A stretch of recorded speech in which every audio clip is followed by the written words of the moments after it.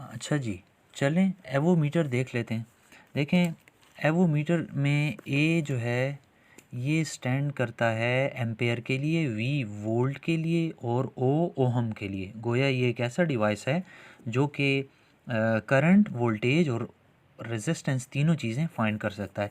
इसी को बाज़ार में अगर आप जाके लेना चाहें तो बाज़ार वाले को यानी दुकानदार को कहोगे मल्टीमीटर चाहिए, तो एवोमीटर या इसका दूसरा नाम मल्टीमीटर भी है। ठीक है, अब क्या है, ज़रा मोटा मोटा सर्किट देखें। अच्छा, इसका ये सिर्फ आइडिया है। अच्छा, सर्किट ऐसा होता नहीं है, सिर्फ कनेक्शन के एतबार से ये सर्किट आपको समझा रहा है कि इसमें आपको ये नहीं है कि अगर करंट फाइंड करनी है तो अलहदा से एमीटर लोगे, वोल्ट मीटर के लिए वोल्टेज फाइंड करनी हो तो अलहदा से वोल्ट मीटर, और रेजिस्टेंस फाइंड करनी होगी तो अलहदा से। ये सारे काम इकट्ठे ही करता है। अच्छा, अब लेकिन कैसे करेगा ये देख लें। देखो, इसमें एक ही गैल्वानोमीटर लगा हुआ है और ये जो इसका सिलेक्टर है ना, ये पॉइंट ए या टर्मिनल ए, ये अगर मैं इसके साथ कनेक्ट कर देता हूँ ऊपर वाले के साथ, तो देखो सर्किट कैसा बन गया। ये और ये पूरा सर्किट कनेक्ट होगा और ये पार्ट इसका डिसकनेक्टेड रहेगा। अब इस डब्बे के अंदर क्या है वो तो हम ये निचली पार्ट में देखेंगे, लेकिन फ़िलहाल मैं आपको कहा कि वक्त के तौर पर सिर्फ आप अपने आप को इस बात पे कन्विंस करें कि सेलेक्टर को किस पॉइंट पे रखते हैं तो वो क्या फाइंड करता है। तो आप अगर सेलेक्टर को इस जगह पे रखोगे तो करंट फाइंड करेगा। अगर आप सेलेक्टर को इसके साथ कनेक्ट कर देते हो तो ये समझें आपने एक वोल्ट मीटर तैयार कर लिया। तब कनेक्शन कैसा होगा, ये देखो, ये और ये, फिर ये पहला और तीसरा डिसकनेक्टेड रहेंगे। और इसी तरह रेजिस्टेंस फाइंड करनी होगी तो इसके इस टर्मिनल को, सिलेक्टर को इसके साथ कनेक्ट करोगे आप लोग। ठीक है, तो ये अब सर्किट फिर ऐसा हो जाएगा, ये ए से यूं बी की तरफ। अच्छा जी, ये तो था जी मेन आइडिया। अब आ जाते हैं कि ये जो एम मीटर पे सपोज़ आपने सेलेक्ट कर लिया, आपने सेलेक्टर को एम मीटर के साथ कनेक्ट किया, और अब एक स्टूडेंट की ख्वाहिश है कि वो 10 मिली एम्पेयर तक करंट फाइंड करना चाहता है, दूसरा 1 एम्पेयर तक, तीसरा 5 एम्पेयर तक, चौथा 10 एम्पेयर तक। तो मैं क्या एक ही एम मीटर से ये सारे काम ले सकता हूँ? जवाब है हाँ, ले सकते हैं। उसके लिए आपको ये फिगर समझनी पड़ेगी। देखें, इसका नाम मैंने मल्टी रेंज एम मीटर इसलिए रखा है कि ये बहुत सारी रेंज तक करंट फाइंड करके दे सकता है। सबसे पहले आप नोट करें कि मैंने एम मीटर में आपको क्या बोला था कि एम मीटर में कन्वर्ट करने के लिए गैल्वानोमीटर के साथ पैरेलल में लगाते हैं, शंट लगाते हैं, छोटी सी रेजिस्टेंस। ठीक है, तो आप देखो मैंने बहुत सारी शंट्स लगाई हुई हैं, R shunt 1, R shunt 2, R shunt 3, 4 and 5।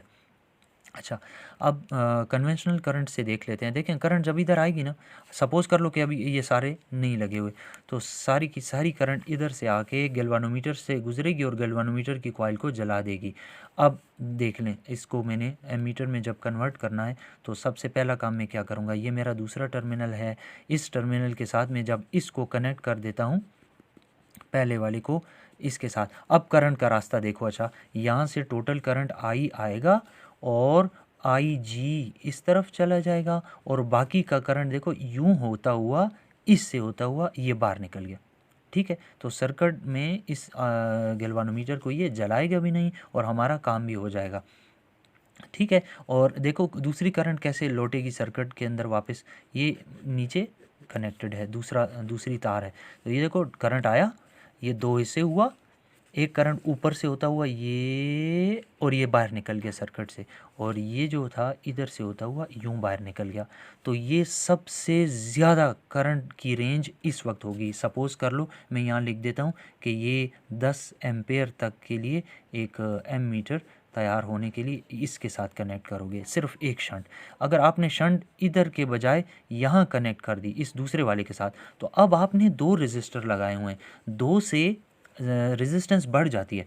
अब यहाँ पर करंट जो है ज़रा कम आएगा, क्योंकि रेजिस्टेंस जो आपने बढ़ा दी है तो अब करंट कम आएगा। सो अगर आपने इस जगह पे कनेक्ट कर दिया ना ये, तो अब ये 10 एम्पेयर के लिए नहीं, शायद ये 5 एम्पेयर के लिए करंट फाइंड कर सकेगा, 5 से ज़्यादा नहीं कर सकेगा। और अगर आप और इधर ले आओ सिलेक्टर को, तो ये सपोज़ कर लें, सपोज़ कर रहा हूँ, अच्छा 2 एम्पेयर तक, या ये आपके पास 10 मिली एम्पेयर तक, और ये सिर्फ एक के साथ कनेक्ट करते हो ना तो सिर्फ मैं सिर्फ एग्जांपल के तौर पर कह रहा हूँ कि लेट अस से कि 5 मिली एम्पेयर तक की करंट फाइंड कर सकेगा। तो जितना आप सिलेक्टर को इस तरफ लाते जाओगे उतना शंट जो हैं उनकी तादाद बढ़ रही है। जो ही शंट रेजिस्टेंस बढ़ते जा रहे हैं इनकी टोटल इक्विवेलेंट रेजिस्टेंस बढ़ती जा रही है, और जो जो रेजिस्टेंस बढ़ती जाएगी ओहम लॉ के मुताबिक करंट घटती जाएगी। तो इस रास्ते से फिर कम करंट आएगी। गोया आपने मुख्तलिफ रेंज का देखो एम मीटर तैयार कर लिया। सो जब आपको 5 एम्पेयर तक की करंट फाइंड करनी हो ना, तो आप यहाँ पे सिलेक्टर को रखोगे तो ये आपकी 5 एम्पेयर तक की करंट फाइंड कर सकेगा। और अगर आपको कम करंट फाइंड करनी है तो आप सिलेक्टर को यहाँ रखो ताकि वो 2 एम्पेयर तक करंट फाइंड कर सके। लेकिन इसमें ज़रूरी ये है कि आपको ये पता होना चाहिए कि ज़्यादा से ज़्यादा मेरे सर्किट में कितनी करंट फ्लो करती है।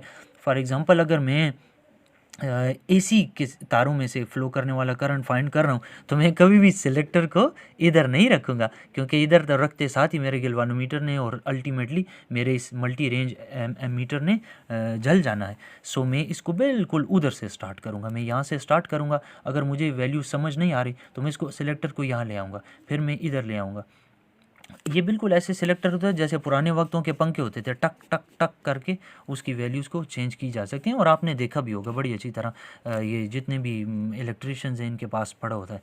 अच्छा, ये तो था जी मल्टी रेंज एम मीटर का आइडिया। अब आप ये देख लें कि मल्टी रेंज वोल्ट मीटर कैसे तैयार होता है। जब आप इस सर्किट में इस सिलेक्टर को इस वोल्ट मीटर के साथ कनेक्ट कर लोगे तो देखो ये आपका सर्किट बन गया। ठीक है, ये आपका सर्किट बन गया। ये कैसे, अब मैं मुख्तलिफ वोल्टेजेस फाइंड करना चाहता हूँ तो कैसे फाइंड करूँगा ये देख लें जी।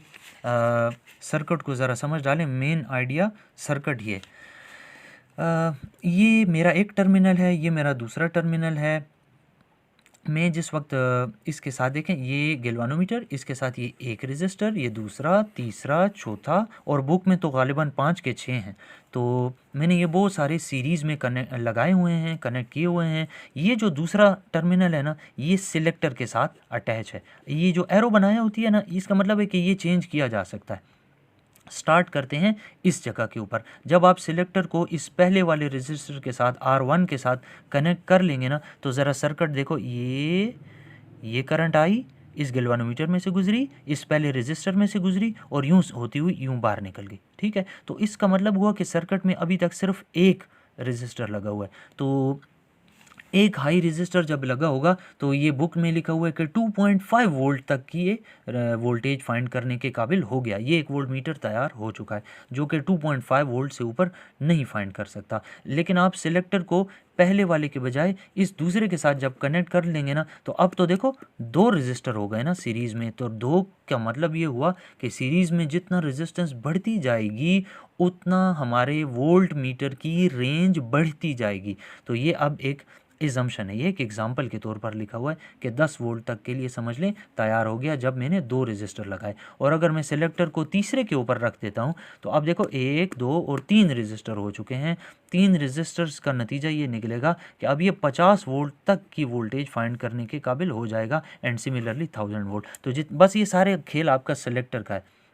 सिलेक्टर चेंज करते रहो और अपनी मर्ज़ी की वोल्टेज फाइंड करते रहो। ये आइडिया था जी एवोमीटर का। मेरी अगली वीडियो जो होगी वो ओम मीटर के ऊपर होगी। ओम मीटर कैसे डिज़ाइन होता है और ओम मीटर कैसे ऑपरेट करता है, उसकी कैलिब्रेशन कैसे करते हैं, उसके ऊपर होगा। और ओम मीटर में और वोल्ट मीटर एम मीटर के अंदर क्या फ़र्क है ऐसा जो मैंने सेपरेटली ओम मीटर बताना है, उसके अंदर ये भी डिस्कस करेंगे। ठीक है, मैं अभी नेक्स्ट वीडियो भेजता हूँ आपको।